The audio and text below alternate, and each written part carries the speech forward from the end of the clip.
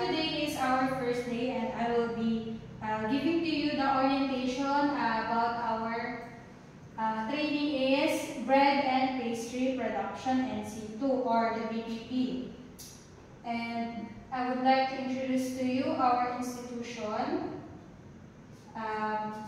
The school is King Thomas Learning Academy Incorporated, or this is our training center.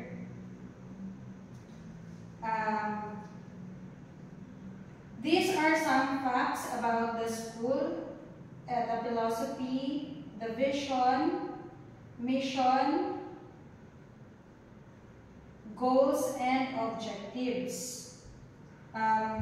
You will see it everywhere when you go inside the facilities, and we have also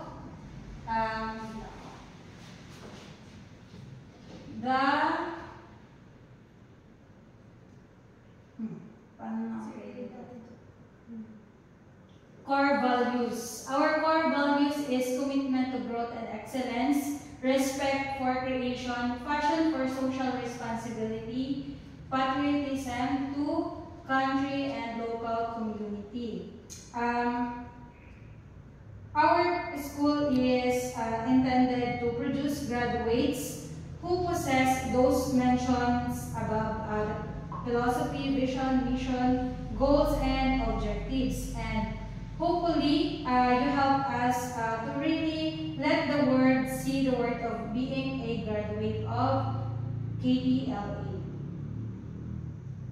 And of course, I would like to introduce myself. I am Miss Jaya H. Saberon, your Bread and Pastry Production Institute trainer.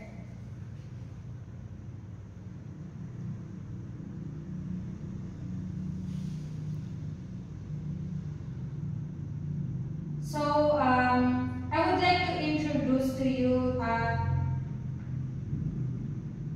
the newly method of teaching, which is the CBT or competency-based training.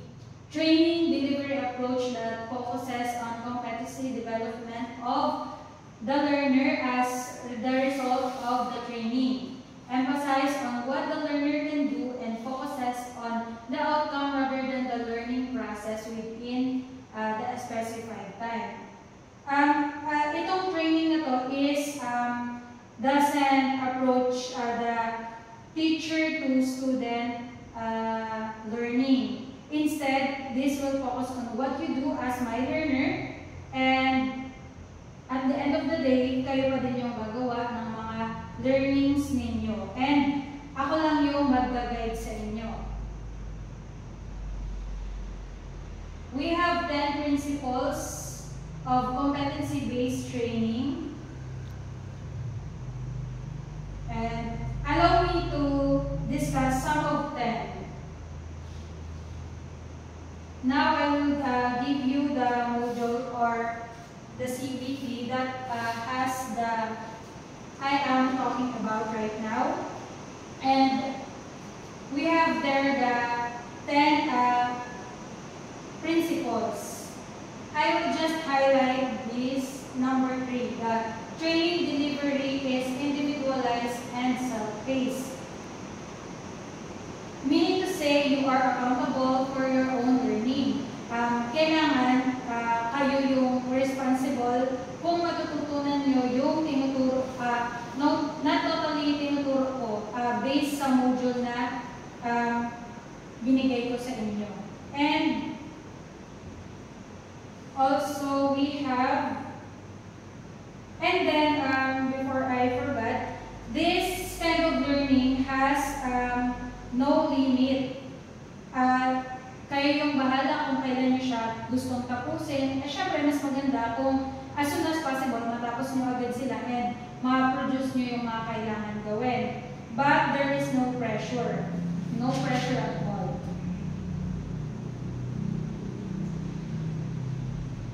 Another thing is, we have 4, 5, 6, and I will just highlight the number 8, which which is the system allows recognition of prior learning or the RPL. Ito naman yung halimbawa is kung nagtrabaho na kayo or may previous kayong tinake na core competency, ina-acknowledge natin yun dito. So, bale, i-skip mo na siya. I-mark as, ano na siya, mark as done. And then, we have a role of trainer and role of a trainee. Siyempre, ako naman yung mag-coordinate sa learning activities ninyo, and siyempre, ako yung magbibigay ng module, lahat ng kailangan nyo, ako yung mag-provide. And then, pero hindi ko kayo totally talaga tuturuan na ito, ganito, ganyan. Hindi ko kayo tuturuan ng gano'n. Kayo ang magkakaroon ng self-learning. Ako lang yung mag-motivate sa inyo, and syempre, ako yung mag-remind kung dapat gawin nyo na yung mga pinapagawa ko. And as my trainee, CBT is individualized and learning-centered. Trainees therefore pursue instructions for their personal goals and objectives. Of course, as a trainee, kailangan nyo maintindihan na yung mga binigay ko sa inyo na module is kailangan nyo silang gawin for your own growth naman yun. And also, we have this contents of type of learnings muna tayo.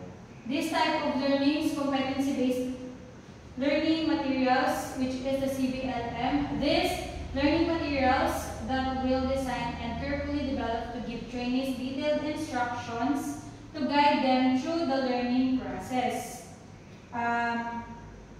It's just a sort of module which I will be given to you, and you will answer the following pages. And if the page is incomplete, let me know it, so I will give you another complete revision.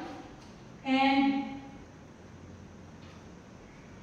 don't worry, because I will discuss to you the flow of it. Lahat-lahat ng nandyan sa module, you will be guided by me, so no need to worry. It's not just like what are you expecting that you will just read and answer it, and pag gusto mong dayaan yung sarili mo, pwede.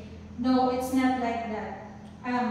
To give you overview, in this slide, you will see the content of CBLM. The front page, training guide, the list of competency. As the most important part is the instructions sheet. We have information sheet, self-check, task sheet, operation sheet, job sheet, performance criteria, checklist. Take note that in the end of this core, you need to always do self-check, because in the module I've given you, we have their key to correction, and syempre, katulad nga ng sinabi ko sa inyo kanina is, huwag natin dayain yung sarili natin. If you take the task sheet and you got a low score, try to improve it. You just need to read it again, the module, and answer it until you get the perfect score, or if possible. If not, just to mistake, it's okay. It's just that you gain something on what you are studying. Hindi yung parang nagbasa ka lang tapos wala kang natutunan. Okay? And another is, we have here a unit of competency to be covered for Berlin-based production. We have basic competencies, common competencies, core competencies, elective competencies. And our Competency to be covered for bread and pastry, the core competencies. Ito yung i-take nyo mga core. It's 5 core. First, prepare and produce bakery products, mga tinapay. Second, prepare and produce pastry products, bakery pa din to. Third, prepare and present tarts and cakes, prepare and display tickets for, and last, present desserts. As you can see, we have there in our board the progress chart. Dito naman sa progress chart, dito natin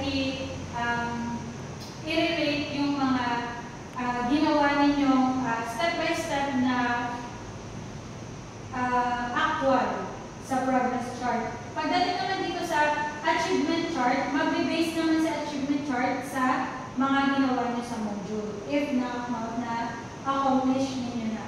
And then this part, core competency, ito naman yung, dito lang natin ilalagay yung mga na-take nyo na core competency. And of course, we have evaluation system. Siyempre, paano natin malalaman kung talagang natuto kayo sa mga pinagagawa nyo? Siyempre, we have the evaluation, and we have 3 evaluation. First is written test, which is pen and paper. Titingnan natin doon kung may natutunan kayo for performance task. Ito na yung actual, kumbaga actual nyo siyang gagawin. And plus, oral questioning. Madali lang tong oral questioning kasi dahil ginawa nyo na, nag-perform kayo, imposible na yung tanong ko, na hindi nyo alam kasi galing din naman yun sa performance, kumbaga sa ginawa ninyo. Kukuha lang naman ako doon na 1 question sa ginawa ninyo. And also, we just have to rate the competent. Ako yung mag-rate sa inyo if you are competent or not yet competent. And we have the flow. I will show you the flow. Trainees enters program. Trainee receive instruction from the CBL, which is what we're doing right now. Receiving learning. Trainer observes performance. Satisfied performance competency. And then, syempre, mag-undergo kayo ng assessment, mag-ano kayo kung completed na yung competency ninyo. Then after that, exit na kayo sa program, which is, ibig sabihin, you are completely certified as bread and pastry passer. But if you failed, we just go on the first part, which is doing right now, the orientation. Walang susuko. Ulit-ulit lang tayo hanggang makapasa kayo. Kasi, sabi ko nga, taking this course is, wala naman siyang sinasabi na time limit. Pwede natin siyang paulit-ulit gawin hanggang sa maipasa natin yung core competency. And at this moment, allow me to tour you to our workshop. Just stand and we go here.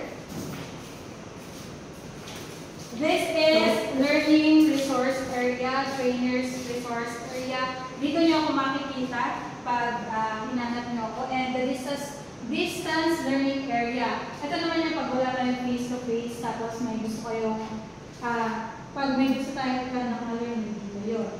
Then, we have here the lecture area. Dito kayo magsasagot ng mga CBL na inyo or the job sheets. And we have the computer area. Kapag hindi nyo masyadong nakukuha yung aking pinagsasabi, pwede tayo sa computer area. And we have institutional assessment area. Oh no. We have laboratory area. Dito natin gagawin yung actual natin. And last, quality control area. Dito natin i-check yung mga pinagagawa nyo. Kung papasa ba siya. Then, let's have a seat. So, that's all for today. By tomorrow, if na or dati ka ng employee na Atlantic. So, I just need a certificate para ma-validate natin yung credential mo na marunong ka na sa or 1. Okay? So, that will be all. Good night and goodbye. Okay, good morning, trainee. Today is our second day of training. So, let me have the certificate. Okay. It seems that you take the core number 1 because nagtrabaho ka sa Atlantic Bakery ng Naga. So, you already is A. Then, now let me ask you what core do you want to take this time? It's 2 to 5. 2. 2. Okay, come on and let's go to the lecture area. This is your CBLM and read 2.1 to 2.10 and answer the job sheet, and then I will be back for after 30 minutes or rather for an hour, okay? And I know that you are freshly graduate, so you don't have any idea. So, what core would you like to take? Core number 5. Core number 5. Okay, come on and let's go to the lecture area. How will you pick 5?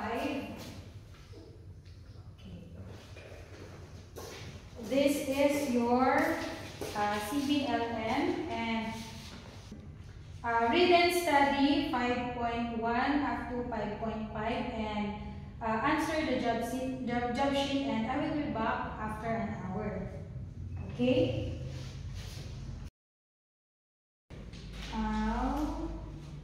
Okay. So you got 10 out of 10. Oh, it's seems that you are ready for laboratory. Sama ka sa akin dito tayo sa laboratory. And ako muna ang magde-demonstrate sa'yo. First is, suotin mo muna yung PPE. Then, sa'yo is core competency number 2. Gagawa ka ng buko pie. Ang paggawa ng buko pie ay ganito. Ganyan. So, okay? I think you are ready. Okay? Ikaw naman ngayon. Then, I will be back after 3 hours. So, good luck para sa buko pie.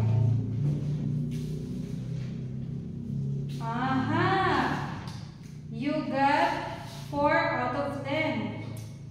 I think you need to watch some movie or video clip about making dessert. Come on, let's go to computer area. After you finish the video, try again to answer the job sheet, okay? I will be back after an hour.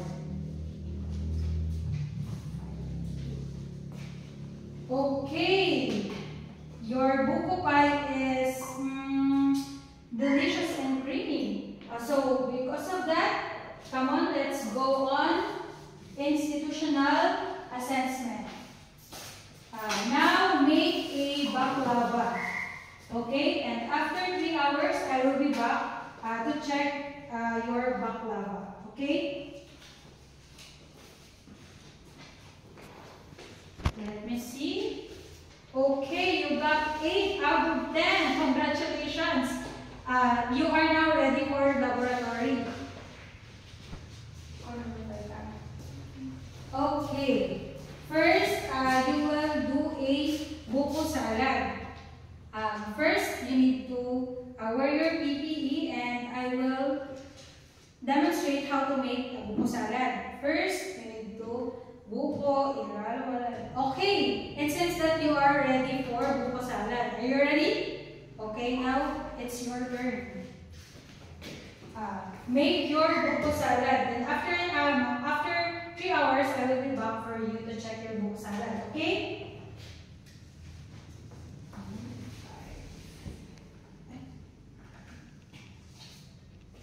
Okay, your baklava. The layers are perfect and the syrup is just right. Okay, let's baklava to the quality control area.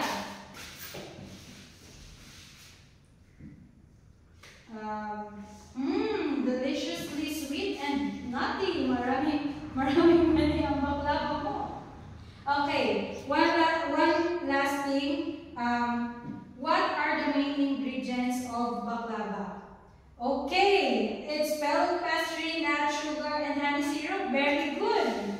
Because of that, you are now competent on core number 2. Check and check. So, this is your certificate. Come on, let's go on. And now, we will choose again what core would you like to take? 1. Huh? Okay. 1. So, come on and let's go to the lecture area. Read and understand 1.1 up to 1.10 and answer the job sheet, and I will be back after an hour. Okay, it seems that your buko salad is lovely and coconut flavory ang itsura. So, it's your time to shine. Dito na tayo sa institutional assessment area. And I would like you to do some lecture plan. And after 3 hours, I will be back for you for your lecture plan, okay?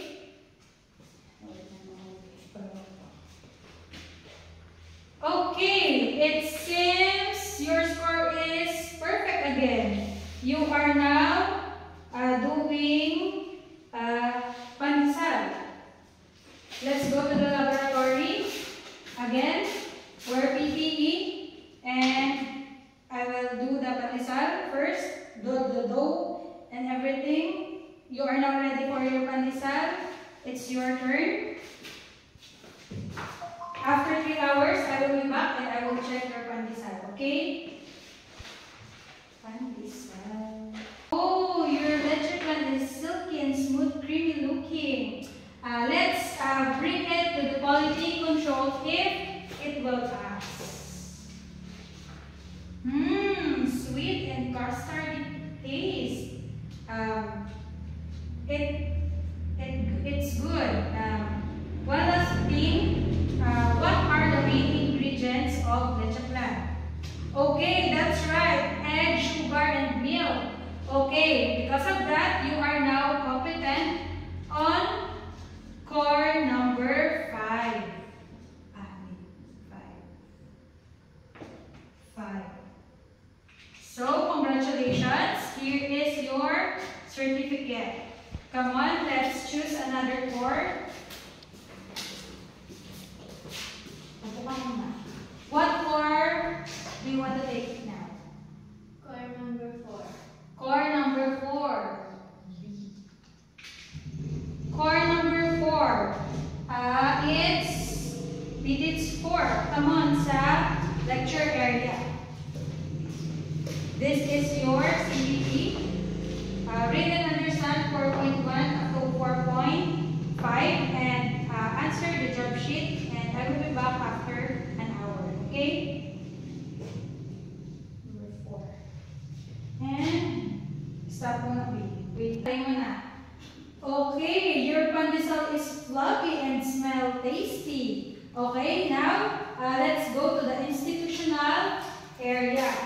So, you need to make a monai. Okay, after 3 hours, I will be back to check your monai.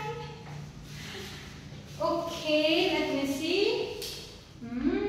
It seems that you don't need to take computer lab because it's 8 out of 10. You are ready for laboratory. Come on, let's go. Now you will make a macarons. I will demonstrate. This is how we do macarons. We got this and this. And now, I think you are ready. It's your turn. Make some macarons. Okay. Wait, after 3 hours, I will be back and I will check your macarons.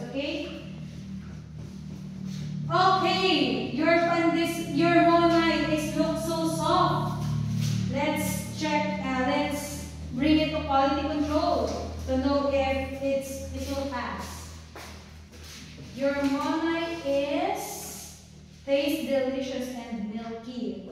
I would like you to ask, what is the texture like of monai? Very good. Typically has a slightly chewy texture.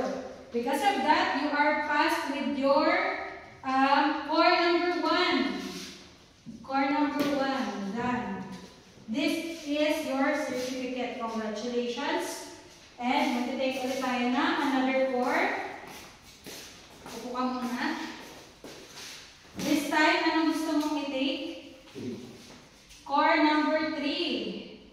Ano yung number 3? Cards and cakes. Oh, come on, dito ka sa lecture area. This is your CBT and read and understand 3.1 up to 3.3 and answer the job sheet, and I will be back after an hour. Oh, your macarons is perfectly smooth. Congratulations. Now let's go to institutional achievement area, and I would like you to make some palmiers. And after 3 hours, I will be back to check your palmiers. Oh, now 9 out of 10, but it's okay. I think you're ready for your laboratory. Come on, let's go to the laboratory.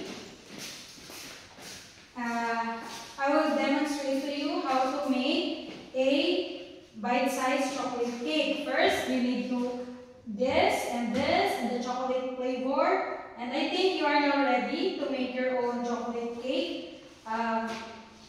I will be back after 3 hours to check your cake, okay?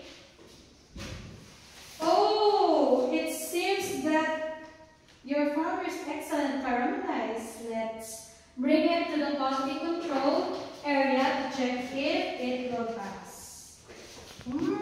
It has a caramelized taste. One more thing, I would like to ask you, how are they best served? The palmiers, what I meant. Okay, correct. It's slightly warm because it's not.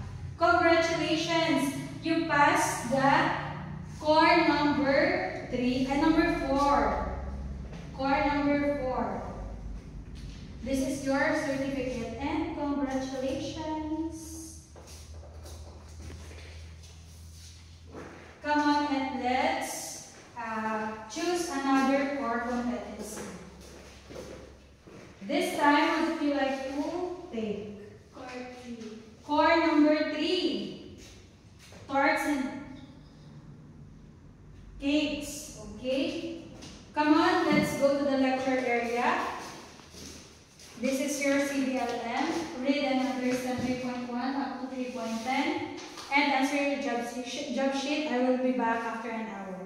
Okay? Ooh, your cake has a beautiful frosting. It looks delicious.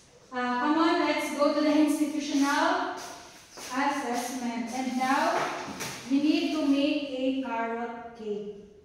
Okay? After 3 hours, I will be back for you. Parehas ka kaming course na pipili. Okay, let me check it. Okay, I think you're ready for a cake. Come on, let's go to the laboratory area. Today you will make the egg cake. How to make it, I will demonstrate to you like this, like that. Okay, now it's your time to make a egg cake. Okay, after 3 hours, I will be back for you to check your cake. Okay. Okay, your carrot cake is moist and flavorful. Now let's bring it to the quality control to check it.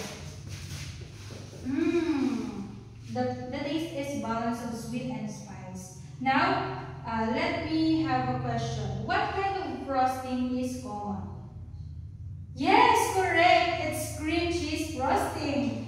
That's now you finish your core number number 3. And this is your certification. And now we will choose another core. Okay, this time what core do you want to take? 5. It's the dessert. Come on to the lecture area. Read and understand 5.1 up to 5.5. And after an hour, I will be back. Answer the job sheet, okay? Oh, your egg cake is so fluffy and delicious. Now let's take 2 institutional assessment, and I would like you to make a carrot cake. After 3 hours, I will be back for you to check your carrot cake, okay?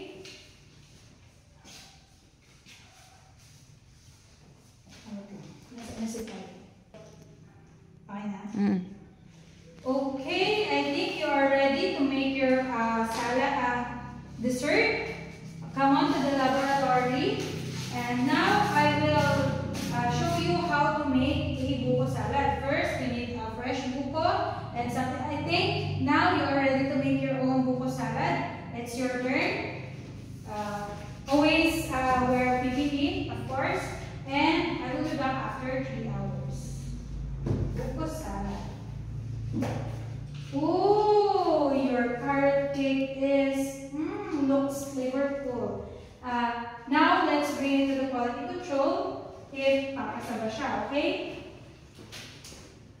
The taste is very balanced and looks good. One more thing I would like to ask you is, what kind of frosting is common? Correct! Frosting, cheese frosting. Because of that, you are finished with your core number 3. Okay? 3. This is your certificate. Now let's take another core.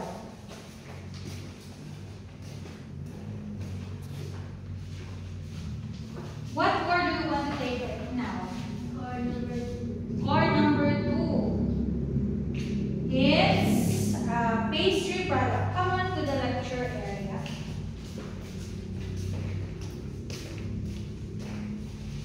Read and understand 2.1 up to 2.6 and do the job sheet, and I will be back after an hour, okay?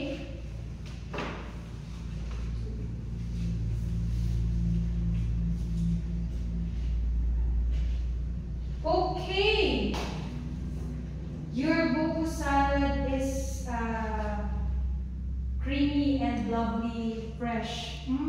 Flavor coconut. Now let's transfer to the institutional assessment. I'd like you to make some leche plan. After 3 hours, I will be back for you to check your leche plan, okay? Okay, let me see. Okay, I think you are ready. 10 out of 10. Very good. You are improving. Let's go to the laboratory, and I will show you how to make buko pie. First, we need this, the flour and the buko pie filling. I think now you are ready for your buko pie. It's now your turn, and after 3 hours, I will be back and I will check your buko pie. Always wear your PPE and do safety measure, okay? Oh, your leche plan is very creamy looking, but I don't think it's delicious. Now, let's take it to the quality control to know it. It's delicious and balanced of sweet. One more thing, I would like to ask you, what are the main ingredients of leche plan? Correct! Egg, sugar, and milk. Oh, that's right. Because of that, you are passed with your core number 5. This is your certificate, and we will take your last core.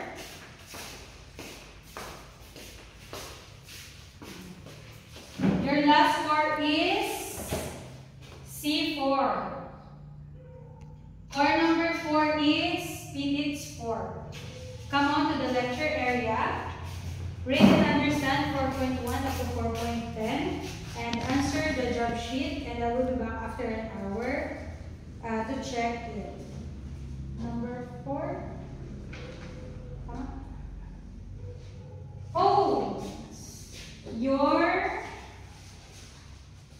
buko pie is delicious and creamy. Congratulations! Because of that, we will transfer to the institutional assessment area. I would like you to make a baklava. Okay? After 3 hours, I will be back and I will check your baklava. Okay? Let me check it. Okay, 10 out of 10. I guess you are now ready for your last laboratory. Come on, let's go.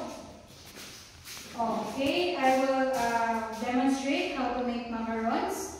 First, set your molders and this, like this. And okay, now I think you are now ready for your macarons version.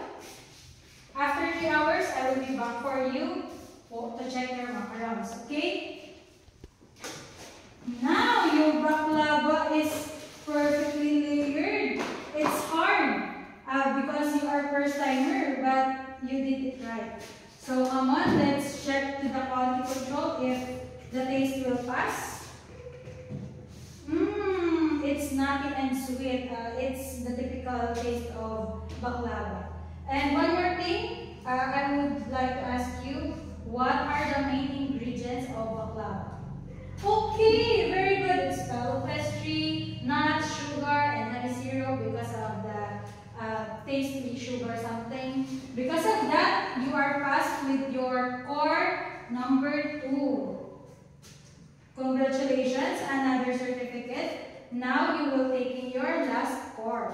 Come on to the core competency area. Have a seat. Okay, this is your last core to take the produce bakery products. Okay, come on, let's go here to the lecture area. Read and understand 1.1 up to 1.5 and do the job sheet, and I will be back after an hour, okay?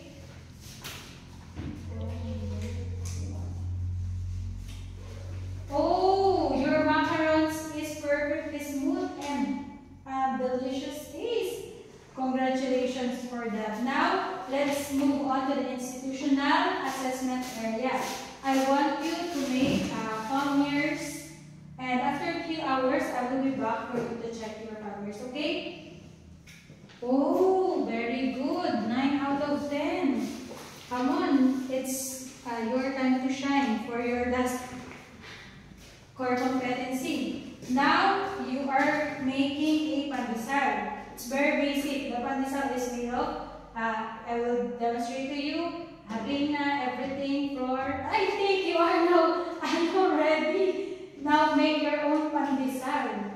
After 3 hours, I will be back for you to check your pandesal, okay?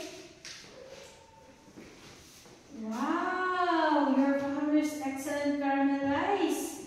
Let's check the quality control if it will pass.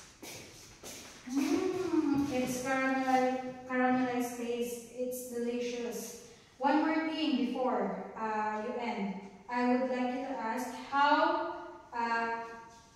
Palmer's best serve. Correct! It's slightly warm because it was a snack.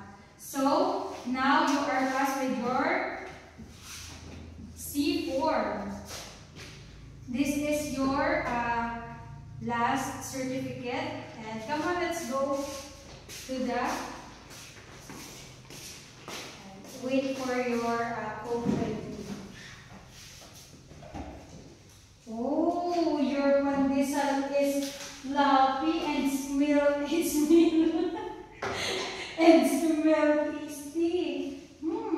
It's delicious. Pretty nice. Come on, let's move on to the institutional assessment.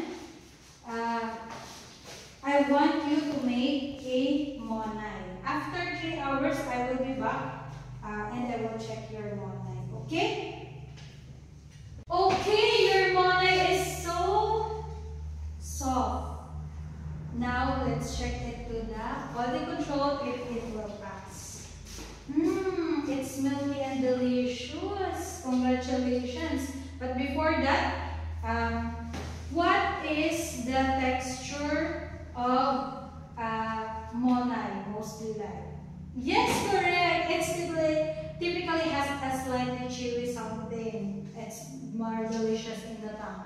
Okay. Congratulations. You finished your Core 1. Now this is your certificate. Now let's go to the